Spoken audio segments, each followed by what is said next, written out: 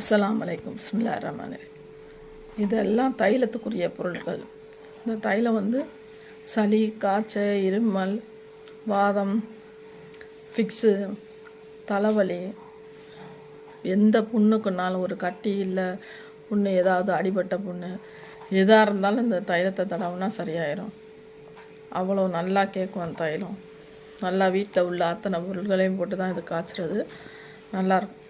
இதில் வந்து 25 கிராம்பு, 25 ஏலக்காய், இது எல்லாமே 25 கிராம். நம்ம எவ்வளோ தேவையோ அதுக்கு தகுந்தாப்பில் எடுத்துக்கலாம். இல்லை நான் 10 கிராம் போட்டிருக்கேன். 10 கிராம்பு, அதாவது 10 கிராம் கிராம்பு, 10 கிராம் ஏலக்காய், 10 கிராம் ஓமம், 10 கிராம் மிளகு, 10 கிராம் கருஞ்சீரகம். இது வந்து ஓமவல்லி, கற்பூரவல்லி இலை, துளசி இலை, இது புதினா இலை, வெத்தலை, பிரண்டை, இது ஒரு துளசி, இஞ்சி,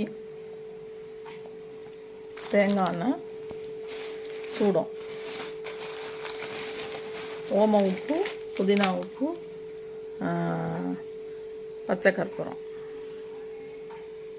இதெல்லாம் பண்ணி இதை தைலம் காய்ச்சணும். தைலம் காய்ச்சுற ப்ரொசீஜரே ரொம்ப நேரம் ஆகும். நான் காய்ச்சையில் காமிக்கிறேன்.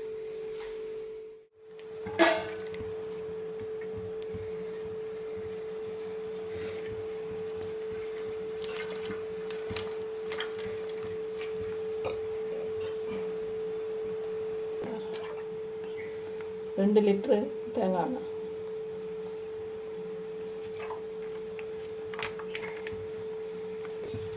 சூடாகிறதுக்கு முன்னாடி அந்த பேஸ்ட்டெல்லாம் போட்டுருவாங்க. இல்லை இப்போ நான் காமிச்ச இலைகளோட பேஸ்ட், இலைகளை போடலாம். ஆனால் வந்து அதை அரைச்சி போட்டோம்னா அதில் உள்ள சாறு பூரா அதில் இறங்கிடும். அதுவே நல்லா பெனிஃபிட் இருக்கு.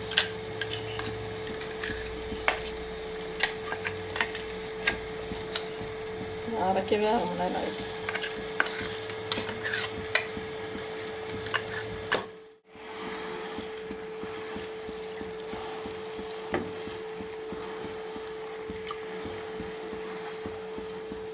இந்த இலை பூரா வந்து வெந்து நல்லா அதில் உள்ள சாரை பூரா அந்த எண்ணெய் இழுத்துறணும். கொஞ்சம் கவனமாக பார்க்கணும்.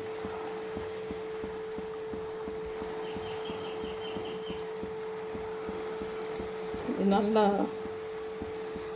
கரைச்சி நல்லா கொதி ஒரு சூடு வந்தோடனே அப்படியே அரை சிம்மில் வச்சுருங்க. சிம்மில் வச்சு சிம்மிலேயே கொதிக்கணும்.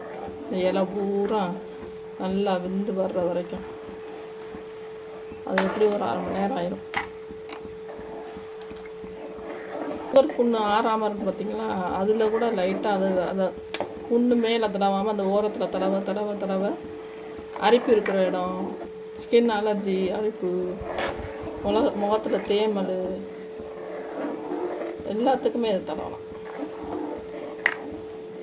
லைட்டாக கசக்கி மூஞ்சியில் தடவிட்டு நைட்டில் படுத்துட்டு காலையில் எழுந்திரிச்சு நல்லா ஒரு பாசிப்பருப்பு இல்லை ஏதாவது ஒரு சோப்பு எதை போட்டு கழுவுனாலும் சரி மூஞ்சி பளிச்சுன்னு வந்துடும். கருஞ்சீரகம், ஏலக்காய் இதெல்லாம் அரைச்சி வச்சது அது 10 கிராம் போட்டு அது நிறையாவே வந்துருச்சு. அதனால் அதில் பாதி போட்டால் போதும்.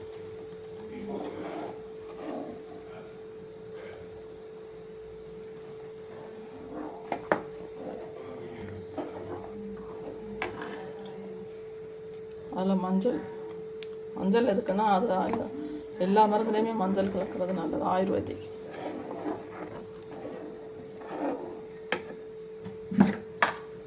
கொஞ்சம்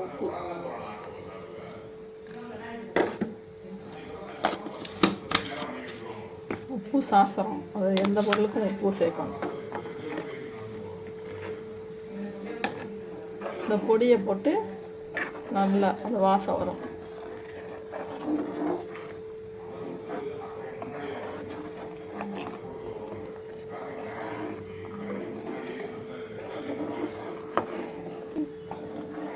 கிட்டத்தட்ட அரை மணி நேரம் அதை அந்த இலையை வேக வச்சாச்சு.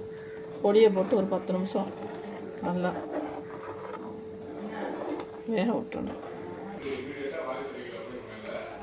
இப்போ சூடம் அந்த மருந்து அந்த பொடி எல்லாத்தையும் போட்டாச்சு.